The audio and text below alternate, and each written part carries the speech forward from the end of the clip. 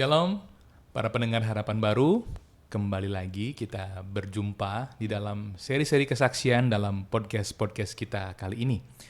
Nah, dalam podcast kali ini kita kedatangan seorang tamu yang sudah tidak asing lagi, yakni Bapak Pendeta Justus. Ya, melalui kesaksiannya dan juga sharing dalam podcast ini, kita akan melihat bagaimana Tuhan bekerja mengarahkan hidup hambanya ini kepada tujuannya yang mulia. Ya, shalom Pak Pendeta. Shalom. Apa kabarnya? Baik, luar biasa. Iya. Pak Pendeta ini kan dikenal sebagai pendeta di GKPB Kristus Kasih ya.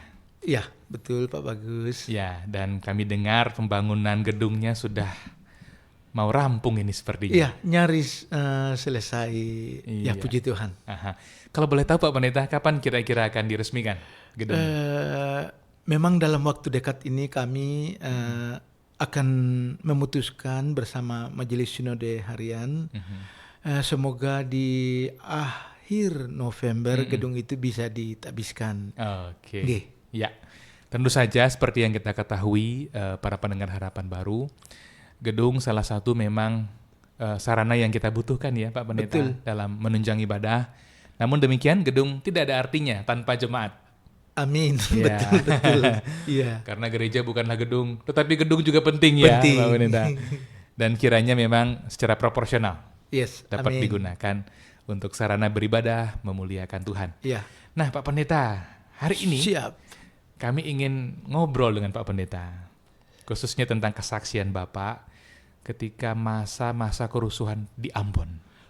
Wow. Ya, karena kan Pak Pendeta dari sana, Iya. ya kan. Siapa lagi yang kami bisa ajak ngobrol peristiwa yang ada di situ, kalau bukan orang yang berasal dari situ juga. Yes.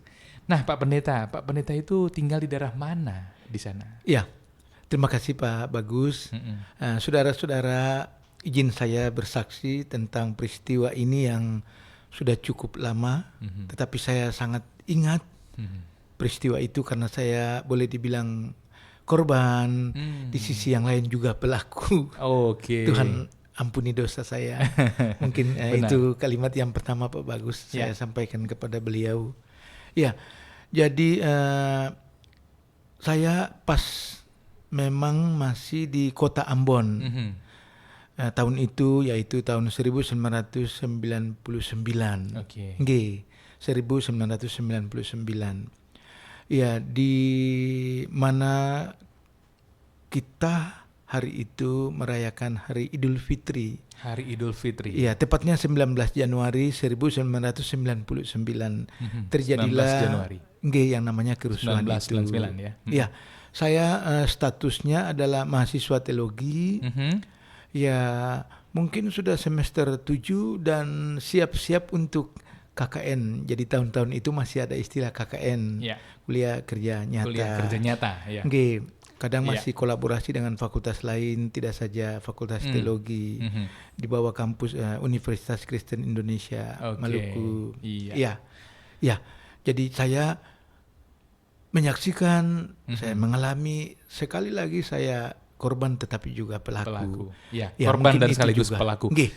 Nah, Pak Pendeta Justus, pada waktu itu kan Bapak sudah sekolah teologi ya. Iya, betul. Artinya pasti kita semua secara logika, kalau sudah sekolah teologi, apalagi semester 7, biasanya sudah aktif di pelayanan. Nggih. Nah, pada waktu itu Pak Pendeta, kalau boleh tahu di bidang apakah Pak Pendeta aktif pelayanan pada masa itu? Iya, terima kasih Pak Bagus. Yang pertama saya mengajar sekolah minggu. Sekolah minggu. Saya aktif di Pemuda.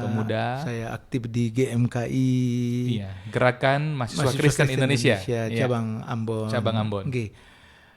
Aktif di kampus dan juga memang saya masih atlet yang aktif, seorang petinju. Jadi saya sore harus latihan tinju, pagi kuliah. Ya, jadi saya masih sangat-sangat aktif. Oke. Ini kan kalau kita dengar sharingnya Pak Pendeta ini, kegiatannya banyak, baik di gereja maupun juga di bidang lain. Iya. Ya, ada tinju tadi. Nah, model kehidupan yang seperti ini Pak Pendeta, yang begitu sibuk ini, apakah memang kerinduan Pak Pendeta yang terdalam, atau situasi yang membuka peluang itu, atau memang ada keluarga yang mempengaruhi Pak Pendeta mengambil baik bidang pelayanan, tinju, aktif di gereja seperti saat ini? Seperti itu maksud saya, seperti saat itu. Iya, ya Pak Bagus. Jadi sesungguhnya ada kolaborasi pada diri saya. Ya. Yang pertama, cita-cita saya itu adalah seorang TNI. TNI, Ya, cita-cita yang terdalam ya, secara manusia ya. Ya, tetapi juga saya ingin sekali menjadi seorang petinju yang hebat. Jadi saya latihan tinju. Saya berusaha menyiapkan diri, khususnya kesehatan, agar bisa diterima menjadi tentara. Namun orang tua, khususnya oma, karena saya dibesarkan oma, oleh karena papa mama tugas, kadang tidak bersama kami, sehingga oma itu setiap hari, everyday dia berdoa supaya saya itu menjadi pendeta. Jadi saya lihat ada kolaborasi keinginan orang tua, yakni oma representasi dari keluarga besar, dan keinginan dari saya. Dan dua hal itu boleh dibilang kontras sebenarnya ya. Mereka tidak mau saya ikut tinju, mereka mau saya fokus saja pelayanan, guru sekolah minggu, aktif di pemuda, di kampus, di GMKI. Tetapi saya memang cita-citanya, jiwanya itu olahragawan. Ya, tentara titik. Memang hidup dalam kondisi seperti itu tidak mudah. Ya, energinya terkuras, sangat terkuras. Karena begitu padat kegiatannya Pak Pendeta. Waktu itu sebagai seorang mahasiswa dan juga aktivis di gereja, dan juga sebagai seorang atlet. Nah Pak Pendeta, pada waktu itu apakah ada anggota keluarga Pak Pendeta yang memang menjadi majelis atau bahkan menjadi pendeta, sehingga pengaruh itu kok kuat saya rasakannya? Iya, ya ada saja keluarga yang pendeta, tetapi keluarga yang dekat itu adalah oma. Ya, oma itu kalau tidak salah majelisnya 46 tahun. Wow, 46 tahun jadi majelis? Iya, penatua. Wow. Penatua abadi. Bisa dikatakan seumur hidup ya? Iya, oma majelis, sehingga oma memang hari-hari di gereja lah, mungkin bahasa Ambonnya begitu, hari-hari di gereja. Nah Pak Pendeta, kemudian mengenai sebagai TNI, apa yang mendorong Pak Pendeta dulu kok rindu jadi TNI? Apa yang menginspirasi itu? Iya, karena saya punya basic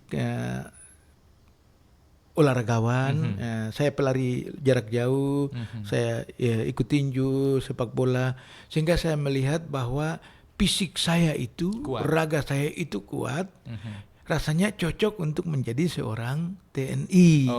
Ya, ketimbang menjadi dokter, ketimbang menjadi ini dan itu, apalagi menjadi pendeta. Tetapi saya memang aktif sekali di sekolah minggu. Ada cerita begini Pak Bagus.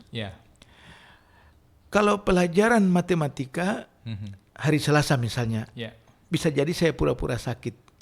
Ya, saya kasih tahu ibu, saya sakit sesungguhnya saya tidak sakit karena ada matematika. Tetapi walaupun saya sakit, tetapi hari Minggu, sekolah Minggu, saya bisa mengatakan saya tidak sakit. Demi saya bisa ke sekolah Minggu. Saya melihat satu hal yang unik ini Pak Pendeta. Sebenarnya di dalam hati yang terdalam, Pak Pendeta Yusus itu suka melayani. Amin. Walaupun tidak menginginkan jabatan pendeta, kan begitu ya? Yes. Tapi dalam diri yang terdalam sangat senang terlibat dalam pelayanan. Ada sukacita tersendiri, berkat tersendiri yang mungkin susah dikatakan. Tetapi kenyataannya demikian. Iya. Nah, kemudian kan Pak Pendeta Yusus juga dulu aktif sebagai atlet tinju. Iya. Apa yang menginspirasi dan siapa petinju yang menjadi inspirasi Pak Pendeta pada waktu itu? Ini penasaran saya nih. Ya, memang waktu itu petinju yang sangat terkenal di Indonesia bahkan di dunia adalah Elias Pikal. Elias Pikal itu memang satu kampung dengan saya. Kami pantesan ya. Tempat kami itu memang bukan di Ambon kotanya, tetapi di Saparua. Saparua itu satu kecamatan di sebelah Pulau Ambon. Jadi kita harus naik speedboat ke Saparua itu. Jadi saya memang betul tetangga dengan Pak Elias Pikal itu, Om Elias Pikal. Saya melihat kok bisa sampai terkenal mendunia hanya karena bertinju. Yeah. Padahal dia rasanya tidak tamat SD. Oh iya. Iya, Om Eli itu rasanya hanya SD kelas 5 atau kelas 6 dia sudah menamatkan diri. Artinya dengan fisik yang dirasa kuat pada waktu itu, betul. Dengan begitu berminat dengan hal-hal yang fisikal, ingin menjadi TNI, menekuni olahraga tinju, sepertinya menjanjikan. Karena buktinya sudah ada, Elias Pikal kan, betul, begitu ya Pak Pendeta ya. Betul. Tapi ternyata Oma dengan tekun mendoakan Pak Pendeta setiap hari supaya menjadi pendeta. Kalau boleh tahu apa penggalan doa Oma yang masih Pak Pendeta ingat? Iya, Oma berdoa begini, Tuhan berkati cucu saya agar dia menjadi pendeta. Amin. Oh, sesingkat itu ya. Setiap hari. Tuhan berkati cucu saya agar dia menjadi pendeta. Amin. Iya. Wah. Saya cucu yang paling kecil. Iya. Karena Oma punya anak tunggal, Mama itu anak tunggal. Jadi Mama memang mengajak Oma dari awal Mama menikah karena artinya, anak tunggal, Mama betul. Anak tunggal. Artinya Oma selalu mendampingi Kak, sampai meninggal dengan kami. Nah, kembali ke peristiwa kerusuhan Ambon itu. Yes. Pak Pendeta, itu kerusuhannya berapa lama berlangsung sebenarnya? Iya, yang saya alami itu mungkin 1,5 tahun saja, tetapi cukup itu memang loh, Pak Pendeta. Ya, itu memang puncaknya atau masa-masa sulitnya. Sebab 2000 akhir itu saya sudah ke Bali. Saya alami di 19 Januari 99 itu, lalu saya menyelesaikan studi, saya wisuda, saya diminta untuk ke Bali. Kakak meminta saya supaya ke Bali agar tidak mengikuti kerusuhan atau tidak terlibat dalam kerusuhan. Jadi kerusuhannya belum benar-benar selesai. Saya sudah keluar Ambon. Pak Pendeta Justus sudah keluar Ambon. Ya. Kakak di Bali di kantor kehutanan, dia meminta saya, ayo ke Bali, tidak usah tinggal di Ambon. Di Ambon itu kerusuhan. Ya. Nah, Pak Pendeta, kalau boleh, mohon gambarkan secara cukup detail seperti apa kerusuhan itu, kengeriannya, situasinya, sehingga kami yang tidak melihat peristiwa itu mendapat gambaran yang cukup jelas. Iya.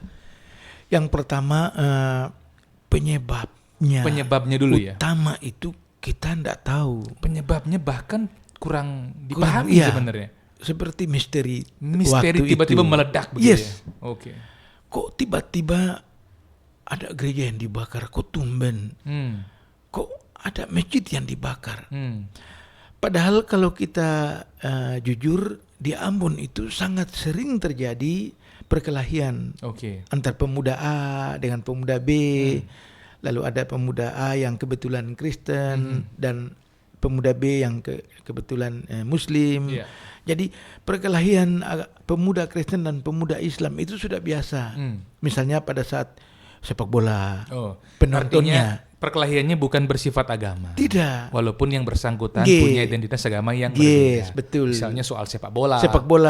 Klub ini rata-rata pemuda Kristen, klub ini rata-rata pemuda Muslim. Bisa gitu ya. Berkelahilah supporternya. Supporternya berkelahi. Masalah sepak bola selesai. Ya, didamaikan oleh polisi, atur damai, selesai. Tidak berlanjut sampai bakar gereja, bakar masjid.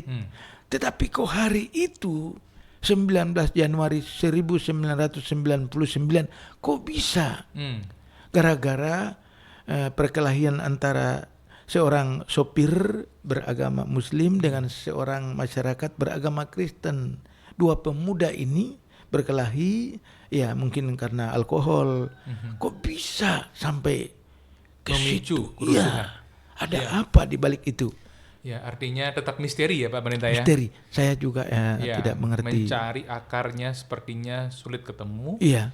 Tiba-tiba terjadi pembakaran rumah ibadah. Iya. Walaupun memang perkelahian sering terjadi, tetapi tidak sampai sejauh itu. Tidak. tidak pernah. Ya. Iya, lalu begitulah dia meluas, Meluas. mengalir begitu saja. Hmm.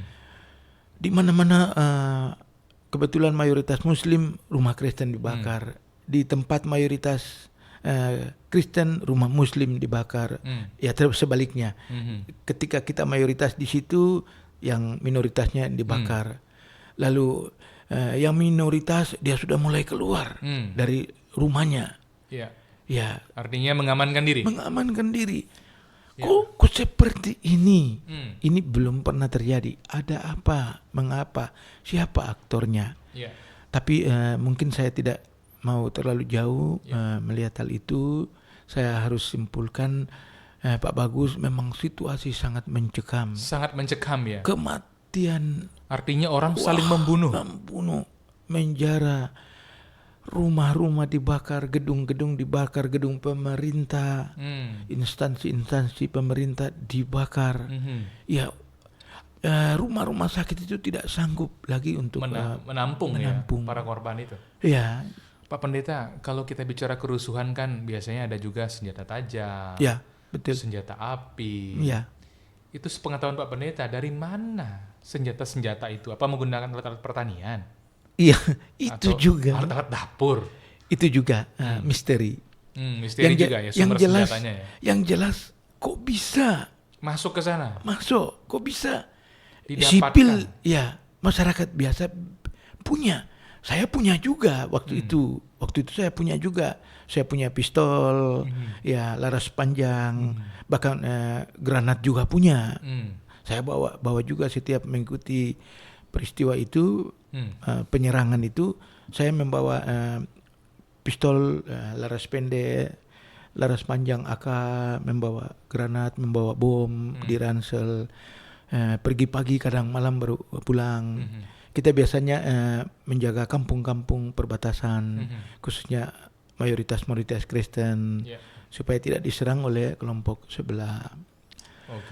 Tetapi memang awalnya hari-hari pertama, hari-hari kedua, ya masih tradisional, parang, tombak, bambu, kayu. Tetapi tidak, hari ketiga, hari keempat, kok semua punya pistol. Senjata api. Punya senjata api. Senjata militer punya gitu ya. Punya. Itu juga misteri siapa pemasoknya sebenarnya. Ya. Dan di pihak teman kita Muslim juga punya dia. Kedua belah pihak punya senjata militer. Kalau di tempat kerusuhan kita lihat, kalau dia pakai AK, dia pakai C1, dia pakai revolver, pistol, sampai kita hafal itu. Jadi mungkin hari pertama, hari kedua saja kita pakai parang, saya juga pakai parang, ya pakai tombak. Setelah itu tidak bisa. Kita harus sudah pakai bahkan mortir. Seperti yang kita lihat sekarang di Israel. Kami waktu kerusuhan Ambon kami pakai mortir juga. Asli. Misteri dari mana? Ya, para pendengar Harapan Baru, memang setiap peristiwa kerusuhan itu ada aja misterinya ya. Termasuk yang di Ambon, Pak Pendeta ya. Entah itu apa yang sebenarnya melatar belakangi, apa pemicunya, siapa dalangnya, siapa pemasok senjatanya, yang kayak begitu itu sulit dilacak. Tapi satu hal yang pasti saya kira, Pak Pendeta, semua orang menginginkan perdamaian. Betul. Warga Ambon pada waktu itu, baik pihak Kristen, pihak Muslim, mereka menginginkan perdamaian. Iya. Kalau mau jujur, siapa sih yang mau perang kan gitu ya? Betul. Perang tidak membuat kita tidak semakin makmur. Iya. Mungkin yang jualan senjata makmur, tapi kita yang sebagai rakyat tidak bisa makmur dari peperangan. Justru usaha kita rusak, hancur, dan banyak korban jiwa, keluarga berantakan. Nah, di tengah situasi yang kacau itu, bagaimana tangan Tuhan menuntun Pak Pendeta untuk menggenapi kehendaknya? Tadi kan sempat disinggung ke Bali ya. Mungkin bisa diceritakan lebih detail, Pak Pendeta. Ya, di tengah kerusuhan itu saya tetap mengikuti KKN. Puji Tuhan saya sangat cepat menyelesaikan studi itu. Di semester 7 sudah selesai. Di tempat KKN itu saya sudah mengerjakan skripsi. Padahal sesungguhnya belum. Tapi karena situasi, saya buat skripsi di tempat KKN. Kembali dari KKN itu saya sudah mengajukan judul skripsi dan diterima. Bahkan bab 1, bab 2, bab 3 itu sudah finish sesungguhnya versi saya. Versi. Padahal belum ada dosen pembimbing. Iya. Ya, saya dikasih dosen pembimbing, saya langsung menyerahkan bab 1. Oh, bagus. Ya, bab 2 dan bab 3. Sehingga di tengah kerusuhan itu saya wisuda. Wow. Ya, setelah wisuda, kakak di Bali menghendaki supaya saya keluar dari Ambon. Karena dia tahu saya setiap hari ikut kerusuhan. Oke. Dimanapun ada peperangan pasti saya pergi. Entah jalan kaki, bisa 5 jam. Wow, 5 jam? Ya, lewat kapal atau speedboat menyeberang. Ya. Atau ya ikut kendaraan, mobil atau roda 2. Ya. Ya. Ya, saya kalau boleh menelaah ya Pak Pendeta ya. Sepertinya Tuhan tidak berkenan Pak Pendeta lama-lama di kerusuhan itu. Apalagi kan bukan hanya korban, juga pelaku. Pelaku, iya, pelaku. Karena saya kira juga semua pihak juga dua-duanya sih ya, cenderung begitu. Okay. Bukan hanya korban, tapi juga pelaku. Betul. Karena secara logika manusia, kalau kita tidak jadi pelaku, kita cenderung menjadi korban. Mungkin awalnya menjadi korban, lama-lama menjadi aktivis juga di situ, jadi pelaku juga. Betul. Daripada saya dibunuh, ya saya membunuh. Iya, saya mengerti. Waktu itu. Walaupun tidak bisa juga kita membenarkan ya. Betul. Tetapi semua karena rahmat Tuhan. Amin. Melalui kakaknya Pak Pendeta itu ditarik ke Bali ya? Iya, saya sudah S1, sudah sarjana teologi, saya ke Bali. Ya. Lalu saya bergabung di Gereja Kristen Protestan di Bali. Dan luar biasanya Pak Pendeta itu wisuda atau menamatkan pendidikannya di kala kerusuhan, bayangkan. Iya. Tetap melayani ya zaman kerusuhan.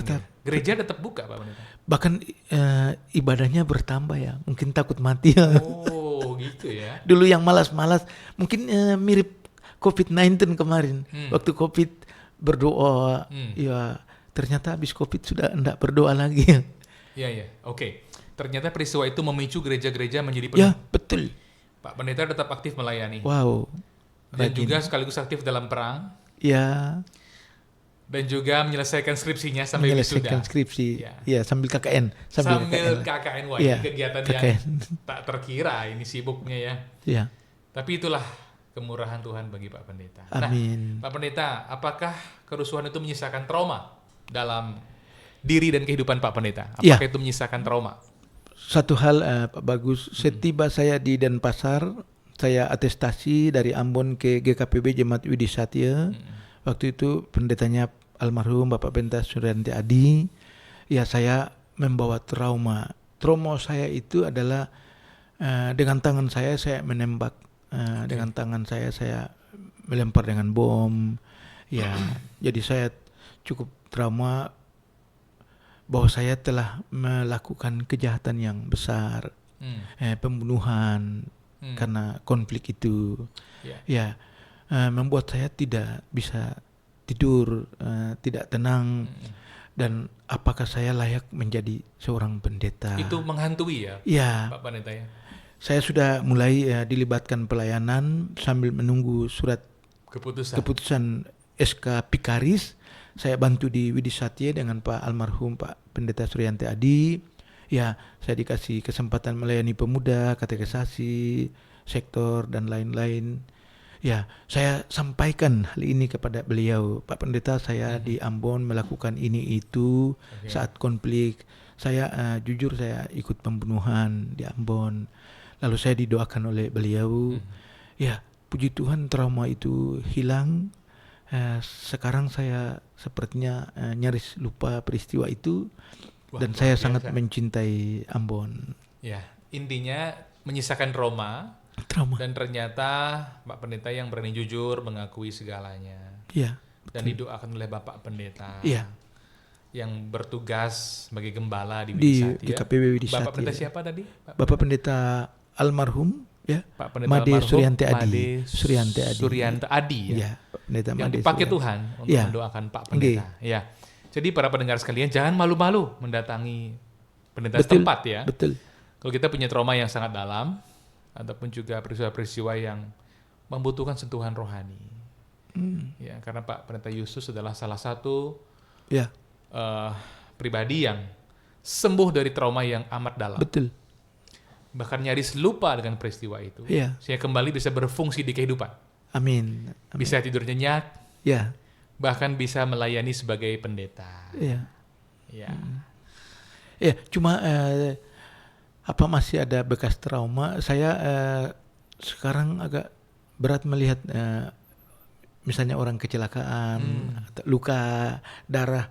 Itu saya agak sulit melihat. Artinya berusaha menjauhkan diri dari hal-hal semacam itu. Ya, kecelakaan. Bukannya tidak empati, tetapi tidak sanggup. Tidak sanggup melihat mungkin darah, luka.